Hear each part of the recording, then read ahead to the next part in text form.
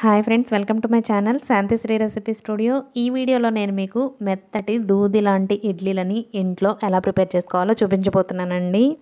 మన వీడియోలో చెప్పిన టిప్స్ ఇంకా మెజర్మెంట్స్తో మీరు కూడా ఇడ్లీ చేయడంలో ఎక్స్పర్ట్ అయిపోతారు. అంత ఈజీగా ఉంటుంది ప్రాసెస్. అలాగే మెజర్మెంట్స్ ఇంకా టిప్స్ కూడా అంతే ఈజీగా ఉంటాయండి. ఇంకా మనం లేట్ చేయకుండా ప్రాసెస్లోకి వెళ్ళిపోదాం. మెత్తటి దూది లాంటి ఇడ్లీలని ఎలా ప్రిపేర్ చేసుకోవాలో తెలుసుకుందాం. ముందుగా మనం ఒక గిన్నెని తీసుకొని అందులో 2 గ్లాసుల వరకు మినపప్పుని యాడ్ చేస్తున్నానండి నేను. మనం ఒక గ్లాస్ మినపప్పుకి 2 గ్లాసుల ఇడ్లీ రవ్వ తీసుకోవాల్సి ఉంటుంది. నేను ఇప్పుడు 2 గ్లాసుల మినపప్పుని యాడ్ చేశాను కదా, 4 గ్లాసుల వరకు ఇడ్లీ రవ్వని తీసుకుంటున్నాను. మనం మినపప్పు దేంతో అయితే కొలుస్తున్నామో దాంతోనే ఇడ్లీ రవ్వను కూడా కొలవాలండి. 1:2 అనమాట. 1 గ్లాస్ మినపప్పు అయితే 2 గ్లాసెస్ ఇడ్లీ రవ్వ. ఇడ్లీ కోసం ఇదైతే పర్ఫెక్ట్ మెజర్మెంట్ అనమాట. ఇప్పుడు మనం మినపప్పుని శుభ్రంగా వాష్ చేసుకుందాం. వాష్ చేసుకొని ఇప్పుడు ఇందులో నానబెట్టడానికి సరిపడా వాటర్ని పోసుకుందాం. వాటర్ని పోసుకొని ఈ మినపప్పుని పక్కన పెట్టేద్దాం. మూత పెట్టేసి పక్కన పెట్టేసి ఇప్పుడు మనం ఇడ్లీ రవ్వలో కూడా కొద్దిగా వాటర్ని పోసి కొంచెం వాష్ చేసుకుందాం. ఇడ్లీ రవ్వను కూడా ఒకసారి వాష్ చేసి ఆ తర్వాత నానబెట్టడానికి సరిపడా వాటర్ని పోసి నానబెట్టుకోవాలి. వాటర్తో ఇలా వాష్ చేసేటప్పుడు వెంటనే ఉంపేయకూడదండి ఇడ్లీ రవ్వలో నుంచి నీళ్లు. అప్పుడు రవ్వ కూడా కొంచెం వేస్ట్గా పోతుంది. కొంచెం ఒక 2 మినిట్స్ ఆగి వాటర్ వంపాలన్నమాట ఇడ్లీ రవ్వలో నుంచి. అప్పుడు వాటర్ని కూడా వంపేసిన తర్వాత మళ్ళీ ఇందులో నానబెట్టుకోవడానికి సరిపడా వాటర్ని కూడా యాడ్ చేద్దాం. ఇప్పుడు మనం వీటిని కనీసం 6 నుంచి 8 గంటల పాటు నానబెట్టుకుందాం. ఇడ్లీ రవ్వ అయితే మనం గ్రైండ్ చేసుకునే ఒక 2 అవర్స్ ముందైనా నానబెట్టుకోవచ్చండి. మినపప్పు మాత్రం ఖచ్చితంగా 6 నుంచి 8 గంటల పాటు నానాలి. ఇలా నానిన తర్వాత మినపప్పుని ఒకసారి వాష్ చేసుకోవాలి. వాష్ చేసుకొని దీన్ని వాటర్ అంతా వంపేసి గ్రైండర్లో యాడ్ చేయాలి. గ్రైండర్లో ఫస్ట్ కొద్దిగా వాటర్ పోసుకొని తర్వాత మినపప్పుని యాడ్ చేయాలి. గ్రైండర్లో మెత్తగా అయ్యేంత వరకు మధ్య మధ్యలో వాటర్ పోసుకుంటూ కదుపుతూ గ్రైండ్ చేసుకోవాలి. ఇడ్లీ పిండిని మనం గ్రైండ్ చేసుకునేటప్పుడు పిండి మరీ గట్టిగాను ఉండకూడదు, అలాగని మరీ జారుగాను ఉండకూడదండి. మీడియం కన్సిస్టెన్సీ ఉండేలాగా చూసుకోవాలి. పిండిని బాగా మెత్తగా అయ్యేంత వరకు రుబ్బుకోవాలండి. ఇలా పిండి మెత్తగా అయిన తర్వాత ఒక గిన్నెలోకి తీసేయాలి.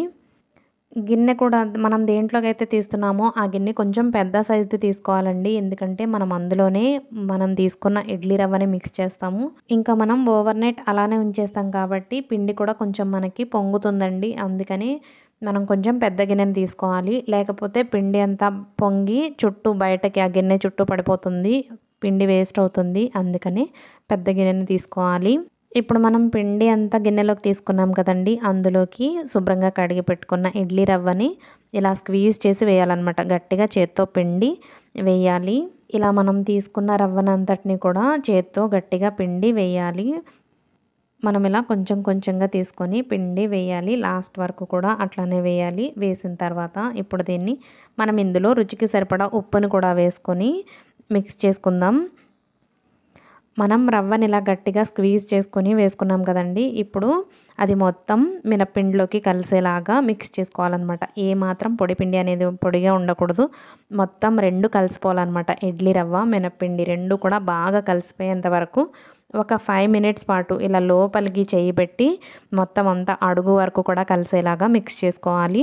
ఇలా బాగా మిక్స్ చేసుకున్న తర్వాత మూత పెట్టేయాలి. మూత పెట్టేసి అలా ఓవర్ నైట్ ఉంచేసేయాలండి. మనం పిండి అంతటిని బాగా మిక్స్ చేయాలి. ఇడ్లీ రవ్వ పిండి అంతా కలిసిపోయేలాగా మిక్స్ చేసుకొని మూత పెట్టాలి. ఇప్పుడు మనకి పొద్దున్నకి వీడియోలో చూపించిన విధంగా పొంగి ఉంటుంది పిండి. ఇలా చక్కగా పొంగి ఉంటే పర్ఫెక్ట్ కన్సిస్టెన్సీ అండి. చాలా చక్కగా వస్తాయి అన్నమాట ఇడ్లీ మనకి.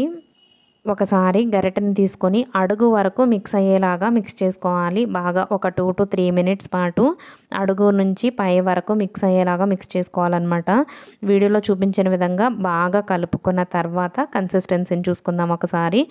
చూసుకొని మనం ఇడ్లీ ప్లేట్స్ ఉంటాయి కదా, ఇలా వీడియోలో చూపించిన విధంగా కన్సిస్టెన్సీ రావాలన్నమాట. టైట్గా ఉండకూడదండి పిండి. గట్టిగా ఉన్నా కూడా గట్టిగా వస్తాయి ఇడ్లీలు. వీడియోలో చూపించిన విధంగా ఉండాలి. ఇప్పుడు మనం ఇడ్లీ పాత్రను తీసుకొని అందులో వాటర్ని పోసుకుందాం.